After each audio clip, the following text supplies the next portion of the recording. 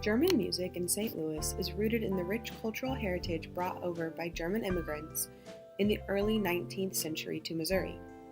Traditions such as beer gardens, polka bands, and kindergartens are just a few categories to mention. Out of the many unique aspects of the customs practiced by native Germans, this video will focus mainly on German immigration into St. Louis, typical instruments used for music, St. Louis specific bands that celebrate their cultural heritage, dancing at the St. Louis Rosenball, and a couple of places to eat while listening to German music here in your own city. German immigration into St. Louis began in the 1820s. A man named Gottfried Duden came to Missouri in 1824 and stayed until 1827. Upon returning to Germany, he wrote a book on his experiences in Missouri. This book, along with others of the period, as well as letters from the early German arrivals, promoted German immigration into our city. From the mid-1830s to the end of World Wars, influx of Germans in St. Louis increased drastically. The first German church was founded in 1834 by German evangelical Protestants.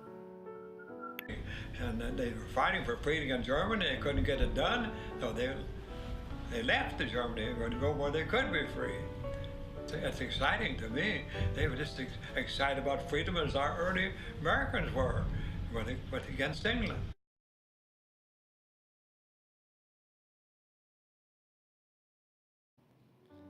The Dutch Meister Brass Band provides musical entertainment and German atmosphere for a wide variety of audiences. Since its founding in 1963, the band has performed at various functions around St. Louis and across the U.S.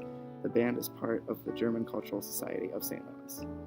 The band is structured after the European military bands of the late 1800s and performs a wide variety of music. Its library contains marches, polkas, waltzes, and tangos, and over 300 compositions ranging in styles from classical to military and American to German brass band. In 1975, a long-held dream for the band came true. The Dutch Meister completed its first recording filled with marches and polkas. The band's early character showed through. The second recording in St. Louis featured vocals and those sections most requested in the infamous St. Louis Street Festival.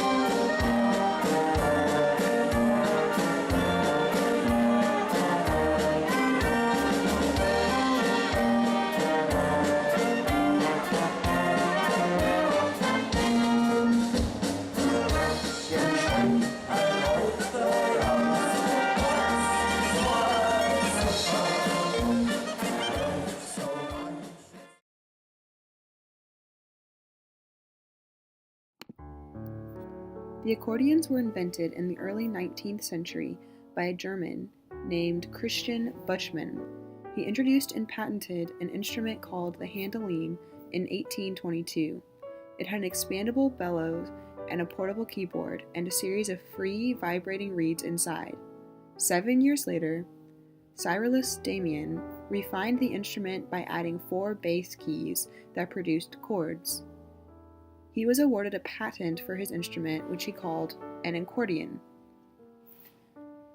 Today, an accordion is typically thought of as a portable wind instrument consisting of 2 reed organs connected by a folding bellows. They expand and contract the bellows to provide air to vibrate the reed organs, producing the sound. It is also known as a squeeze box because of this expanding and contracting of the bellows. There is a keyboard on the right side for playing melody notes and buttons on the left to sound bass notes and full chords.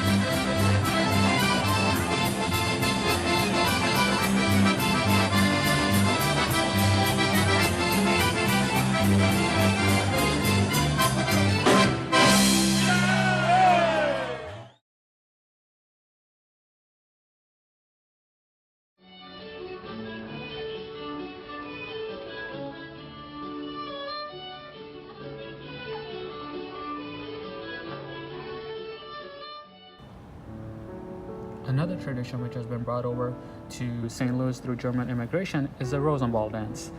It is a celebration of German traditions and cultural heritage, and it takes place in St. Louis annually. It is promoted and sponsored by the German Cultural Society of St. Louis, and usually, as you can see in the video, it's everybody dresses up, men wear suits, ladies wear colorful fancy dresses, and it's basically a fun night out.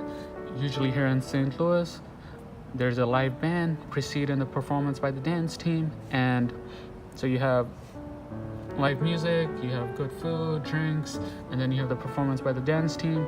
So it's basically a fun night out celebrating German traditions and heritage dating back to several hundred years. And if you're interested, you guys should check it out next year in early spring.